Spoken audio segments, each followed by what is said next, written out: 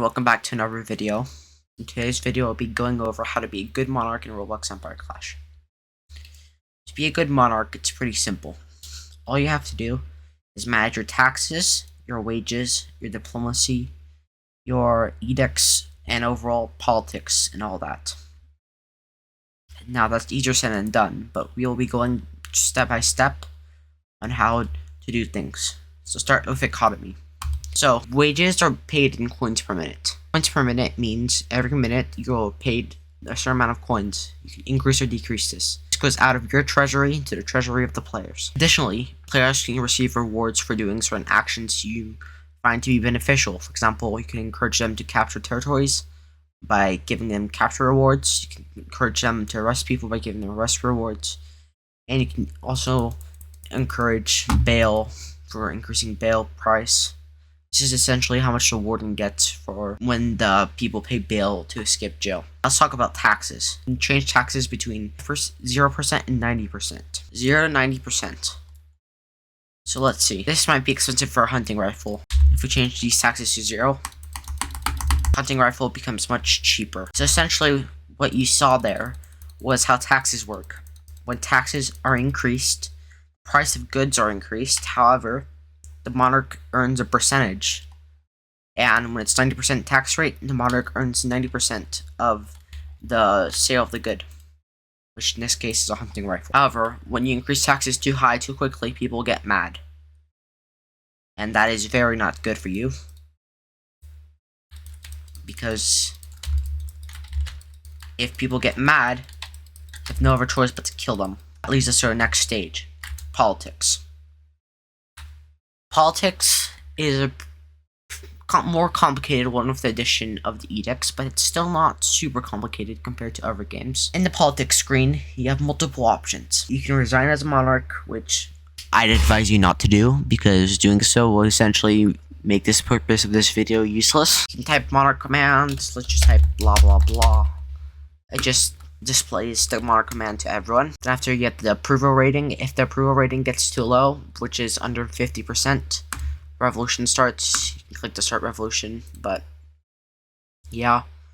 The elections thing, you can pay money and start elections, or you can do it for free using the democracy edict, but we'll get to edicts later. And gate permissions, who's allowed to open and close gates. Now, edicts are a new addition to the monarch gameplay style. This lets you have a higher control over your kingdom. Depending on what you enact, they will have different stuff. Personally, my favorite to enact, once they actually get fixed, is martial law mixed with democracy. Because this makes it so only democracy makes it so only martial law makes it only military classes are allowed to vote in elections, and democracy makes it so no one can revolt. So essentially you can establish a dictatorship and have no one be able to revolt against you. But currently the best ones is obviously encourage mining, because it gets you, instead of 6 resources, you can get 9. And if you haven't already, you can check out the previous video I made. A really overpowered technique that involves this edict. It gets me a bunch of coins, and yeah. So now, democracy makes elections free as well. Diplomacy is done like this. You click diplomacy, you start a deal, and you can trade stuff with other nations. But obviously in this case, we don't have any other monarchs, so it doesn't really work. But if you were to have another monarch, he could accept or not accept. If you want to trade territory, you have to type the exact territory name, but you can't trade capitals. See, you can't trade capitals, but let's say you wanted to trade Mountain Estate. So no one owns that, but you would have to type it exactly like this. We don't own this territory. But imagine you did own it.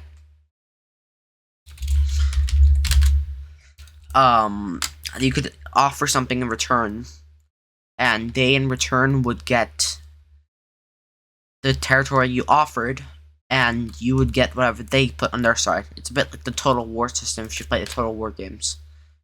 But yeah, it's rather easy to understand. Now, what are good strategies for managing your kingdom?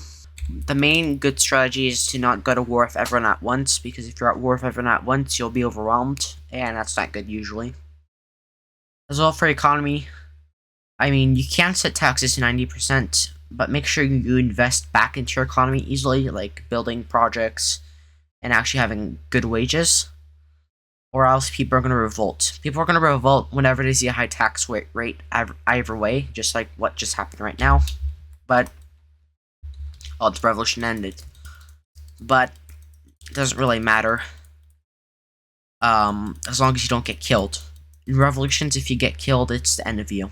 By the end of you, I mean you'll lose the monarch power, and the next person will become monarch. Finally, how do you become monarch without following elections? Well, it's simple. You just follow the line of succession, and once everyone is left in front of you, you become monarch. So yeah, that was the monarch guide. Updated because I made up one in the past, but they hadn't had the whole edict system and all that. So this is the updated one, and I hope it helped you.